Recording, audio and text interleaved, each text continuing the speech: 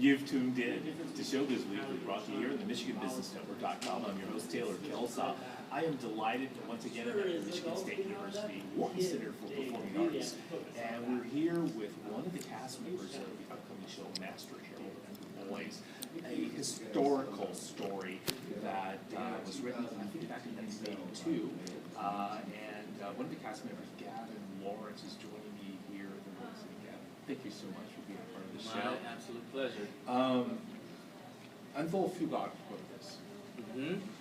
Back in 1982, when the part was still a part of our lives, and it was a significant time. Here we come upon this journey of just losing Nelson Mandela recently, and this reprise of this particular story. How does it feel to be a part of something like this? Amazing in many ways. I mean, in the early 80s, as you said, apartheid was in full swing, and Fugard was one of the strongest voices fighting apartheid. At the same time, I started college in the early 80s and happened to see a production of Master Harold and the Boys with James Earl Jones as the character I'm playing. Yeah. And I remember at the end of the play, I couldn't get out of my seat. My knees were so, my legs were literally weak from what I had just experienced. So the opportunity to get a chance to bring this piece again to life and to play this character is one that I don't take lightly. And then, in addition to that, kind of given the current climate that we're facing in our country regarding race relations, regarding this whole, in my opinion, misnomer about a post-racial society in which race is not an issue anymore, clearly is. I feel a certain responsibility and a sense of gratitude to be able to be a part of the dialogue. Sure. One of the things, I'm a father, I have a 17-year-old son and a 16-year-old daughter, and when Trayvon Martin's killer got released, and Michael Brown and all these different things, I wanted as a father to do something, and with my art, that's how I fight, and so to get a chance to do this piece is the most motivating thing I can express. I think that was well said, and I agree with you. I'm a parent also, and as a parent of an African-American kid, you have to teach them the right and wrong things that can happen on the streets. The talk. Yes. We got the talk many times. Absolutely, and that's the reality of the world we live in. We are coming up on the 60th anniversary of Gavin versus Board of Education. I grew up in Oakland, California. Oh, did you? My mentor lives there. During the Civil Rights Movement, I was under the tutelage. My philosophy teacher was Dr. Angela Davis. So my background in having this energy to put and fight with the art, I agree with you 100%. I studied at the American Academy, so this is a wonderful thing that you get to do. Yes. Tell me more about that character and how you approach it.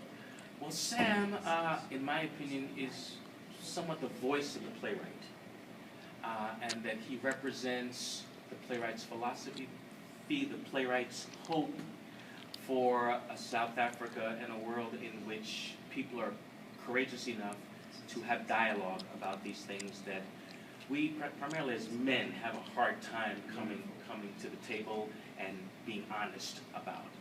And even though it's an autobiographical piece, and the character of Hallie, the white teenage boy in the play, is supposed to be Fugard, Sam, I think, represents his belief that that there is a way that doesn't necessarily have to include violence, that doesn't necessarily have to include punishing people for mistakes made. Sort of like what Nelson Mandela said, that you have to forgive and move forward. And I think that Sam represents that in this piece. And then also on a larger scale, he represents, a certain type of male in South Africa at that time in 1950, who for the most part had to be subservient to the white people in this country. Absolutely. Again, well said. I think that everyone should get the time, take out the time to experience Master Harold and the Boys, the Wharton Center. It's being produced and directed by Bert Goldstein. It's going to start January 30th and run through the 31st, right? It's only 2 nights. It's a very special event at the Basant Theater. It's $30 plus applicable fees, of course. And then student tickets available for $15. And our students are just getting back from the holidays, so I know you want to get out here. And again, we are on the 50th anniversary of the Civil Rights Act, 1964.